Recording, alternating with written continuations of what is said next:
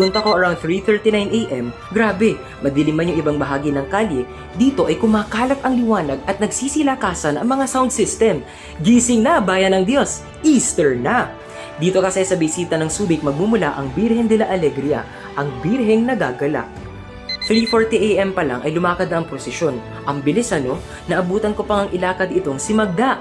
Sama sa prosesyon ang mga kababaihan at isang lalaking apostol na nanatili sa Panginoon noong kanyang pagpapakasakit, sina Santa Veronica, Santa Susana, Santa Maria Ina ni San Marcos, Santa Juana de Cuza, Santa Maria de Betania, Santa Marta de Betania, Santa Maria Cleofe, Santa Maria Jacobe. Nagulat na lang ako dahil nag-iba ng kalye o ruta sina Santa Maria Salome at Santa Maria Magdalena sa kadahilan ng masyadong malaki ang karon nila. Di sila makadaraan sa street na dinaanan ng ibang imahen. Masikip kasi, huhu! Bumalik ako dun sa isang street na dinaanan ng ibang mga kababaihan at naroroon sina San Juan Evangelista at Virgen de la Alegria.